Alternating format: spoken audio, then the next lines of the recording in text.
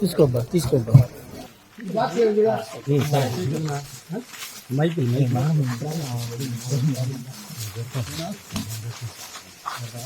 Box open చేస్తే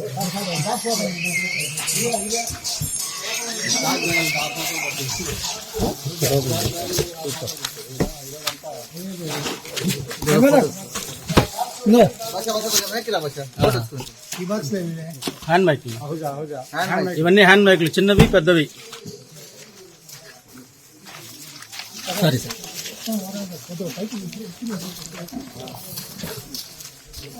ఇవి పెద్ద మైకులు.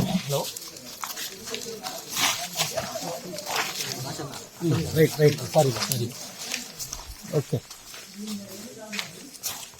బ్యాగులు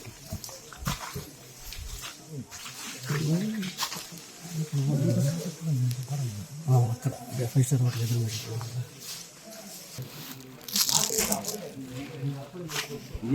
చీరలు చీరలు వేసుకున్నట్టు ఇక్కడ బ్యాగులు ఉన్నాయి. సేమ్ అదే విధంగా వాళ్ళు ఉంటాయి. అదే వీళ్ళు కూడా ఉంటాయి. సోదరులకు పరిణామాలు మధ్యాహ్నం 1:30 నుంచి మీరు అందరూ చూస్తూ ఉన్నారు.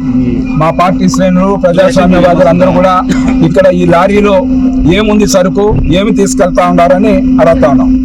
ఎందుకు మీరు భయపడతా ఉన్నారు? ఎన్నికల దీనికి సంబంధించి విధులు నిర్వర్తించిన అధికారిని ఎందుకు చోద్యం చేస్తా ఉంది? వెంటనే వాళ్ళ విధులు ఏ ఉన్నాయో దాన్ని నిర్వర్తించమని అడుగుతాను. మీడియా ముందు వాస్తవాలు వెలుగులో ప్రజలకు తెలియాలి. ఈ రాష్ట్రంలో కోట్లాది రూపాయలు ఈ విధంగా సరుకుల్ని ఈ విధంగా పంపిణీ చేసి సామాగ్రిని పంపిణీ చేయడానికి ఈరోజు అధికారులు తొత్తులుగా వ్యవహరిస్తా ఉన్నారని అడుగుతాను. మీకు భయం ఏంటి? ఎన్నికల కమిషన్ పరిధిలో పనిచేస్తా ఉన్నారు. ఇప్పుడు జగన్మోహన్ రెడ్డి పరిపాలనలో కాదు ఇప్పుడు ఉండేది. ఎన్నికల యొక్క విధులు ఎన్నికల యొక్క బాధ్యతలు నిర్వర్తించాల్సిన అధికారులు ఇంతవరకు ఆర్డీఓ ఇక్కడికి ఎందుకు రాలేదు? 3.5 గంటల సేపు ఆర్డీఓ ఎన్నిక ఏదైతే ఎలక్షన్స్ ఆఫీసర్స్ ఉన్నారో ఎందుకు రావడం లేదు? సమాధానం చెప్పని అడుగుతాను.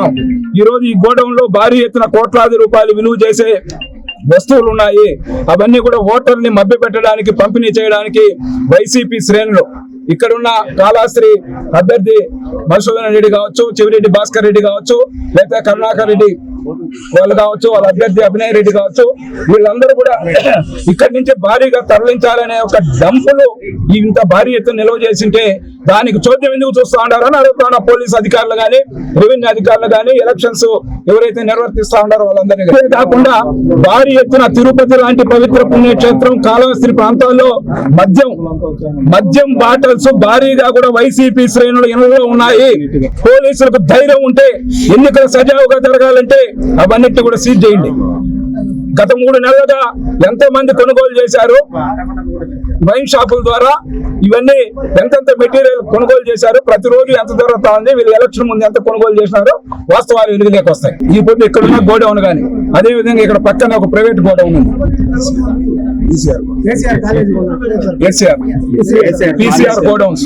దాంట్లో కూడా డంప్ చేసి ఉన్నారు భారీ ఎత్తున. డబ్బులు ఉన్నాయా, గంజాయి ఉందా, లేకపోతే మందు బాటిల్స్ ఉన్నాయా, లేకపోతే ఓటర్లు ప్రభావితం చేసేదానికి వీడంతా కూడా భారీ ఎత్తున కోట్లాది రూపాయలు విలువ చేసే సామాగ్రిని ఇక్కడ నిల్వ చేశారని మేము చెప్తా ఉన్నాం. కాదంటే ఇప్పుడు గోడౌన్ ఓపెన్ చేయండి, వాస్తవాలు వెలుగులోకి వస్తాయి. మీకు భయం ఏమి? దాన్ని ఓపెన్ చేసేదానికి అంత గంట పడుతుందా?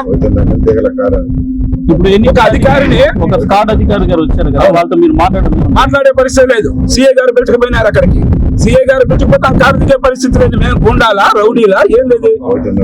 పోలీసులు ఉన్నారు కదా, అధికారిని మాట్లాడచ్చు, లేదా మమ్మల్ని మాట్లాడాల్సిన పని లేదు. వాళ్ళు ఏదైతే వాళ్ళకు ఒక ఎన్నికల విధులు ఏవైతే కేటాయించారో ఆ విధుల ప్రకారం పనిచేయమని మేము అడుగుతాం. కాబట్టి ఇది ఖచ్చితంగా కూడా ఆషామాషిగా తీసుకోం. ఇప్పుడే స్టేట్ పార్టీతో మాట్లాడడం జరిగింది. ఎస్పీకి కూడా వస్తానే ఫోన్ చేశాము. అదేవిధంగా కలెక్టర్ కలెక్టర్ దొరకకపోతే డిఆర్ఓకి చెప్పాము. డిఆర్ఓ కూడా ఆర్డీఓ గారు దీనికి సంబంధించి ఎన్నికల అధికారి ఆయన పంపిస్తామని చెప్పారు. ఇది చెప్పి కూడా అర్ధగంట అవుతుంది, ఇంతవరకు రాలేదు. కాబట్టి ఇలాంటివి కాదు, ఎన్నికలప్పుడు నిర్ణయం తీసుకుంటే అది ఏ పార్టీ అయినా కానీ ఇలాంటివి జరిగినప్పుడు అధికారులు అనేవాళ్ళు ఒక పార్టీకి అధికార పార్టీకి ఇదిగా వాడు చూస్తే జెండాలు కనిపిస్తున్నాడు పైన, అది జెండాలే ఉన్నాయా లేకపోతే ఇంకేమన్నా ఉన్నాయని మాకు అనుమానాలు ఉన్నాయి. నివృత్తి చేయాల్సిన బాధ్యత ఎవరిది? ఇక్కడ అధికారులది. వాళ్ళు ఎందుకు కాలయాపన చేస్తామంటే రాత్రి అయిపోతే ఎట్టయినా వీళ్ళు వెళ్తారు, తీసుకొని వెళ్తా ఉన్నారు. రాత్రి కాదు కదా, 10 రోజులైనా ఎన్నే ఉంటాం. కాబట్టి దీన్ని నిగ్గు తేల్చాల్సిందిగా డిమాండ్ చేస్తాం.